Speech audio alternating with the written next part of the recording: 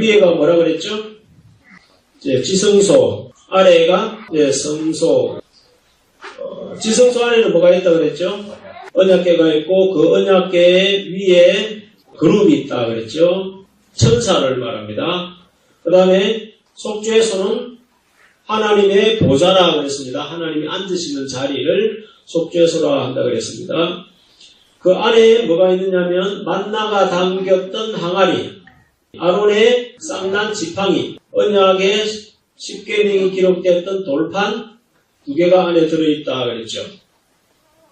자, 그 앞에 이제 성소가 있는데 성소에는 향로가 있고 7에 뭐가 있다고요?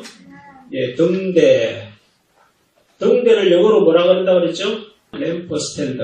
등대라고 그랬습니다. 그 다음에 12 떡상이 이렇게 있다 그랬습니다. 물 두멍이 있고 그 다음에 여기에 번제단. 테두리가 이렇게 있겠죠? 여기에 입구가 이렇게 있습니다. 이브리스 9장 1절에 보면 첫 언약에도 섬기는 예법과 세상에 속한 성소가 있더라. 예비한 첫 장막이 있고 그 안에 등대와 상과 진설병이 있으니 이는 성소라 일컫고. 자, 성소에 뭐가 있다고요? 등대와 상과 진설병이 있다 그랬죠? 그림하고 맞추어 보시면 되겠습니다. 그 다음에 둘째 휘장 뒤에 있는 장막을 지성소라 하는데 거기에는 금향로와 사면을 금으로 산 언약궤가 있고 그 다음에 그 언약궤 안에 만나를 담은 금항아리와 아론의 쌍난 지팡이와 언약의 피습들이 있고. 자, 그림하고 대조가 되죠.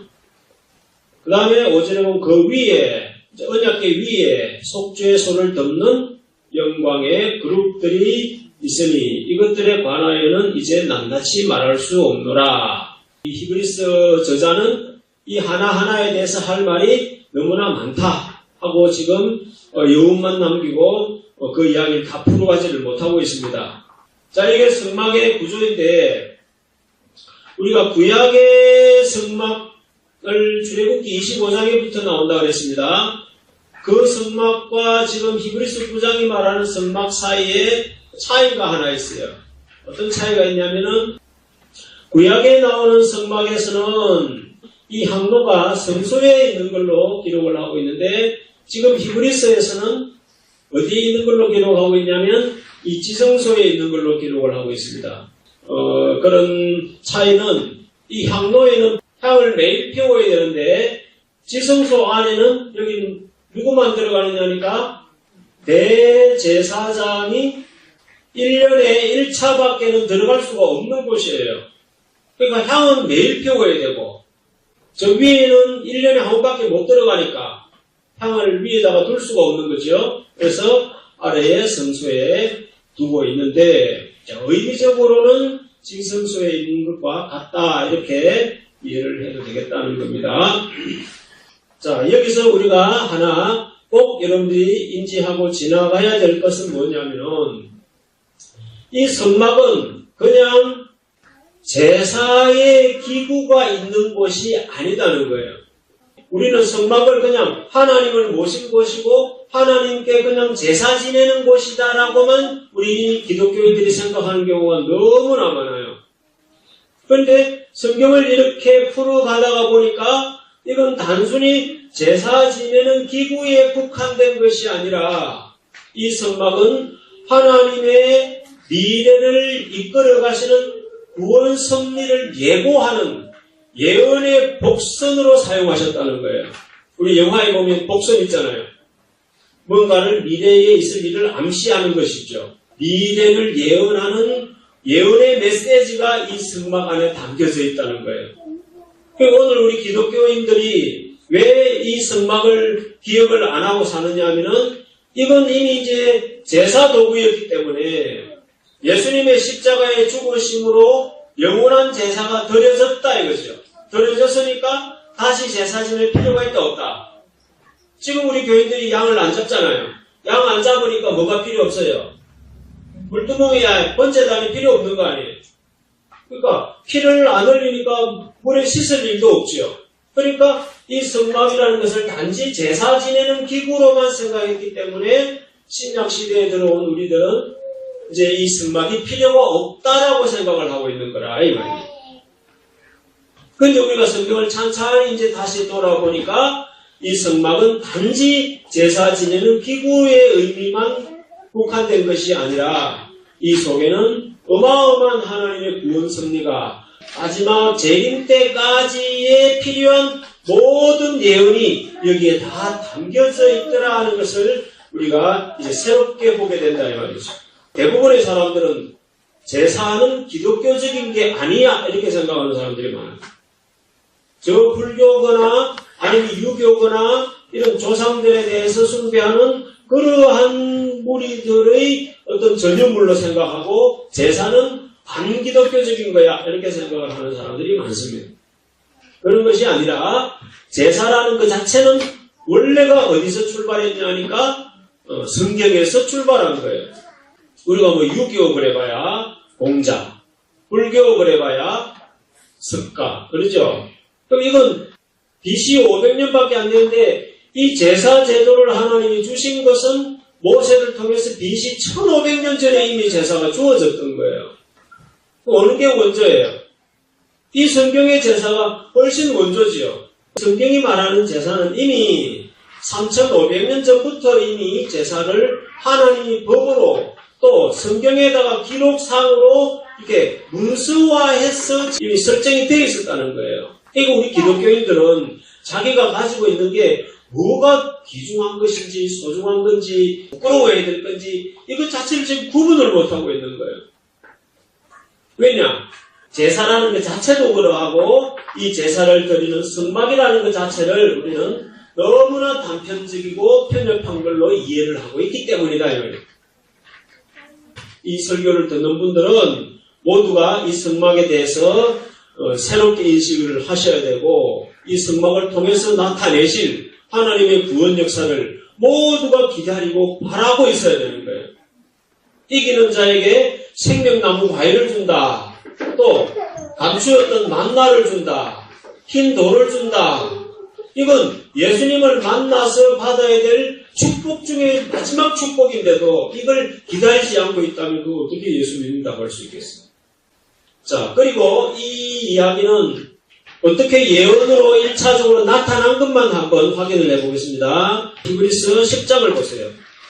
자, 19절, 20절을 봅니다. 예수님의 십자가의 죽으심과 성막의 관계를 지금 설명하고 있는 거예요.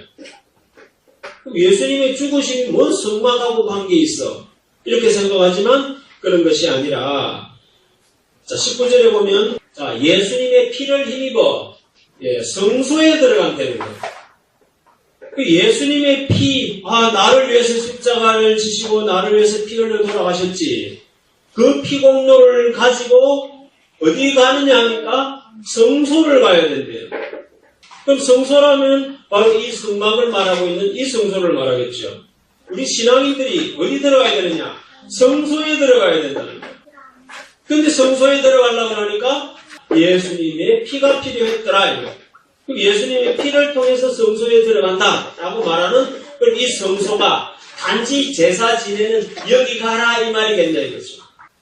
그럼 여기서 말하는 성소는 단지 제사 지내는 기구로서의 성소를 말한 게 아니라 그 의미의 실질적인 가치인 이 천국을 상징하는 거다.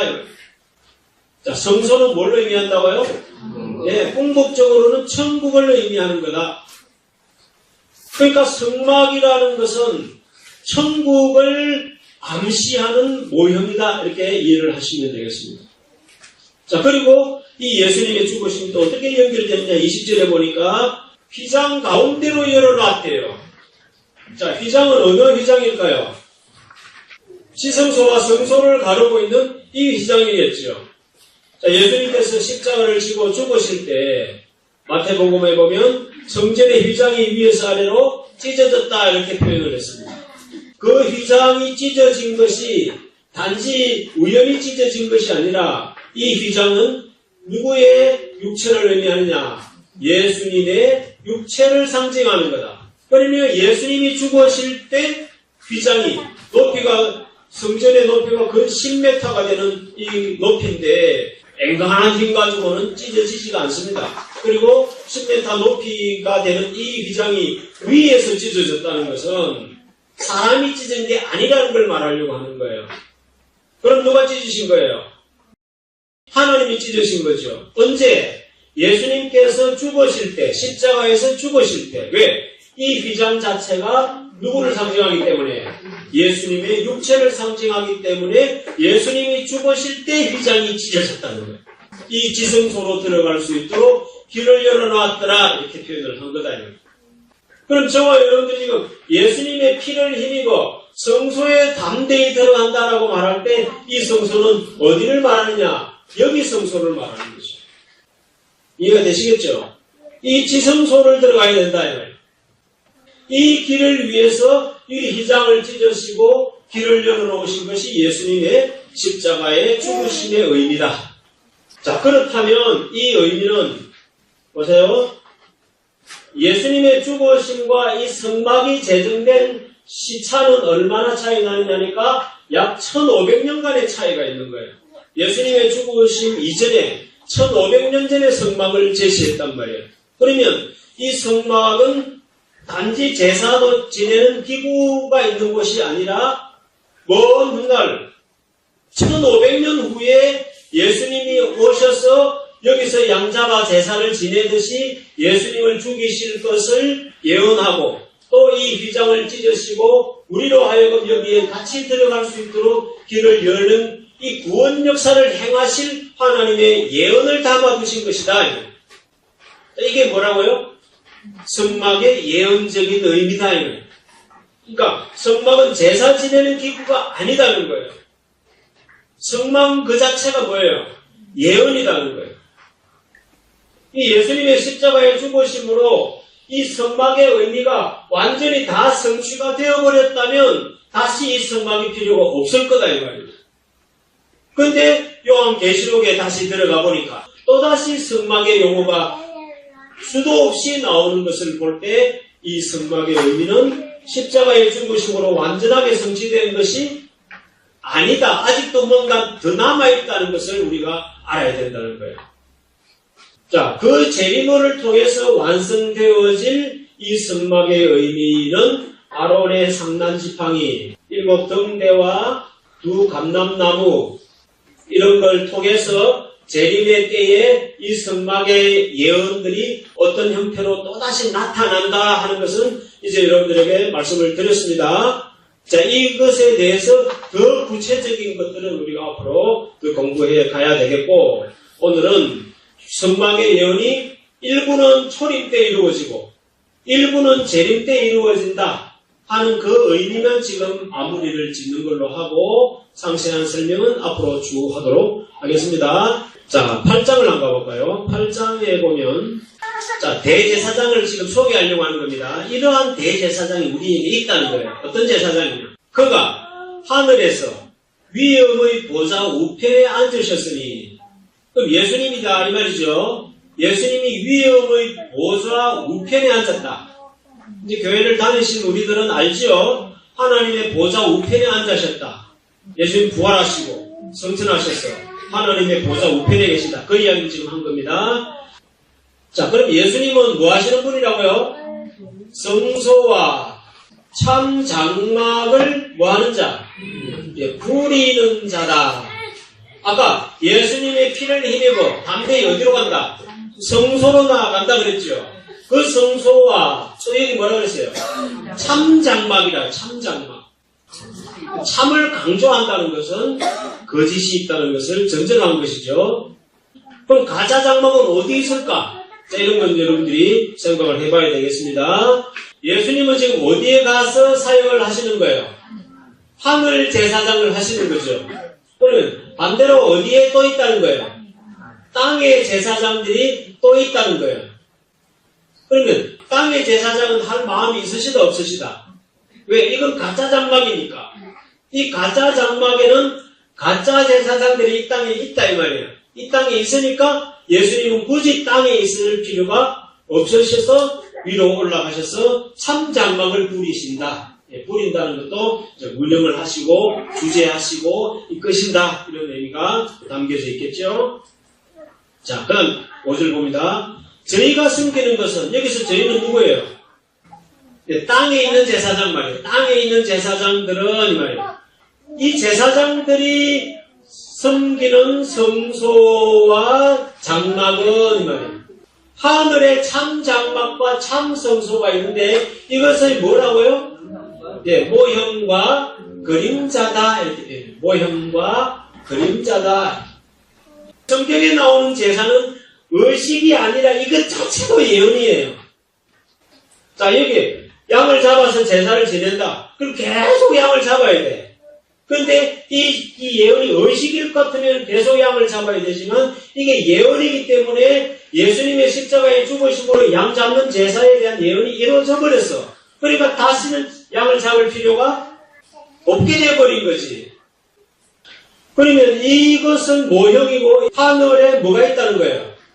실체가 있다는 거죠. 그러면 이 번제단은 모형이야. 저 하늘에 뭐가 있는데 그것의 모형이고 물두멍도 하늘에 뭐가 있는데 그것의 모형이고 진짜가 있는데 그 진짜는 내려올 수가 없으니까 뭘로 갖다 놨다? 모형으로 갖다 놨다는 거예요. 자, 그 이야기를 하는 히브리서 8장 다시 5절에 이 장막은 누가 지었다고요? 예, 모세가 지었지요. 모세가 출애굽기 25장에서부터 이 짓는 지시 내용이 다 나오지요. 그런데 이 모세가 지은 것들은 뭘 보고 만들어라 그랬냐니까 하늘에 있는 것을 모세에게 보여줬다는 거예요. 이 실물은 누구만 본 거예요? 예, 이 실물은 모세만 본 거야. 그 모세만 본 그 실물을 이 땅에 모형으로 이렇게 만들어 놨다는 거예요. 그러니까 실물이 뭔지를 지금 아무도 모르는 거야. 그 실물이 이제 개봉박두 이 성막은 천국의 모형이다는 거예요. 천국의 모형. 하늘의 참 장막, 참 성소, 참 하나님의 거처다 이거죠. 그 보좌 우편에 누가 계신 거예요 지금? 예수님이 지금 하나님과 함께 계시는 그 천국의 모형을 이 성막으로 보여준 거다. 어디냐? 이것도 계시록이다. 계시록은 우리에게 너무너무 소중한 책이다. 자, 요한계시록 4장 1절 사도 요한을 성령에 감동시켜서 이제 눈을 열어버린 거예요. 자, 보좌가 이렇게 있습니다. 무지개가 이렇게 둘려 있다는 거죠. 그리고 또 보좌가 몇 개 더 있대요. 24개가 더 있대요. 24개. 24개 보좌가 주변에 더 있다. 4절에 보좌가 둘려 24 보좌들이 있고 그 보좌들 위에 누가 앉았다고요? 예, 24 장로들, 하늘 천국의 장로를 말하는 거예요. 그 다음에 보면 보좌로부터 번개와 음성과 외성이 나고 보좌 앞에 7 등불 켠 것이 있으니 이는 하나님의 7 영이라. 7 등불이 어떻게 생겼나? 우리가 그냥 등불이 7개인가 이렇게 생각하지만 이 하늘에 있는 것의 모형을 보여줬잖아요. 보여줬으니까 이 등불인구나 하고 연상을 시킬 수가 있겠죠. 그러면 하나님의 보좌는 어떤 형상이 없어요. 하나님은 안 보이니까 형상을 없애버린 거야.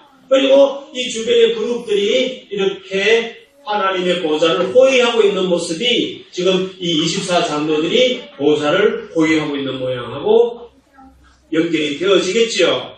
자, 이렇게 하늘에 있는 것의 모형과 그림자로 이 땅의 것을 보여줬다는 거예요.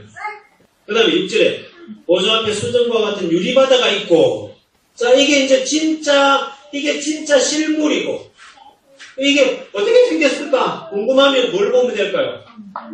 모형을 보면 되지. 여기 물두멍을 유리바다라고 하는 거예요. 여인이 쓰는 거울을 가지고 바닥을 깔았다 그래서 솔로몬 때 보면은 유리바다라 이렇게 칭하기도 했었어요. 이 물두멍에 감격을 해야 돼요. 이 하늘 유리바다를 보며 감격을 해야 돼요. 성막이나 이 구조 자체를 보고 멋있다, 이게 거룩하다 이렇게 하면 안 되고 이걸 말하고 있는 이 하늘의 걸 보고 두려워하고 공경하고 경건해야 된다는 겁니다. 자, 그럼 또 봅시다. 보좌 가운데와 보좌 주위에 네 생물이 있는데 앞뒤에 눈이 가득하더라. 자, 여기 이제 네 생물들이 있다.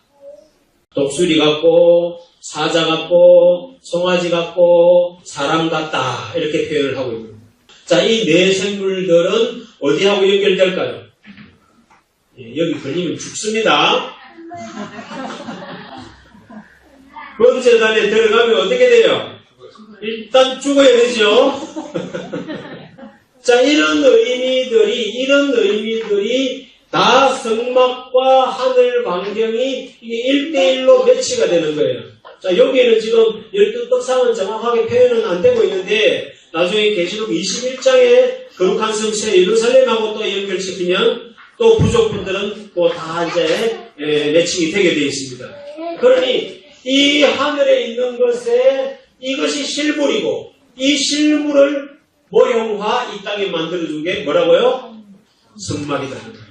하늘나라, 천국 이야기할 때 사람들은 자꾸만 무엇에다가 치중을 하느냐니까 공간적인 데 치중을 해요. 공간적인 데. 꽃밭이 있고 황금 길이 쫙 알려있고 아파트가 지어지고 이런 식의 공간적인 천국을 자꾸 상상을 하는 거예요. 여러분들 그 공간적인 개념은 우리 3차원에서 살아가는 우리 인간들에게나 관심이 있는 거예요. 우리 3차원에 있는 인생들은 4차원, 5차원의 존재들의 생태를 이해할 수가 없어요. 오늘 이온 계시록의 4장의 상황이 이 설교를 통해서 유튜브를 통해서 지금 이 사진 한 장이 온 세계에 지금 띄워버리는 거예요. 최초의 설교단 말이에요. 최초의 공개란 말이에요. 하나님께서 지금 이 계시록 4장의 비밀을 이 세상 전체에 공개한다는 게 무엇을 의미하겠나를 여러분 생각을 해보시라. 이제 3,500년 전에 모세를 통해서 예언되어졌던 이 모든 성막의 비밀이 이제 계시록이 개봉됨으로 해서 이 비밀이 이제는 이 온 천하에 걸쳐집니다. 이제는 진짜 이 모형은 근본적으로 이제는 더 이상 필요 없을 시점이 이제 다가온 거다 이 말이에요. 그래서 이브리서 9장에는 뭐라고 말했는지 한 구절만 하고 마무리를 짓겠습니다.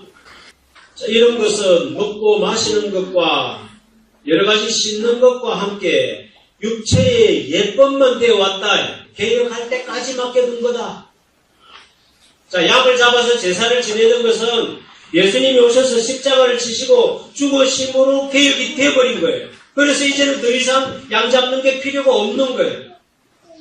자, 그러던 것들이 이제 이 성막 전체가 모형이었는데 이 모형 전체가 이제는 완전한 개혁이 되어지는 시대가 마지막 재림 때다.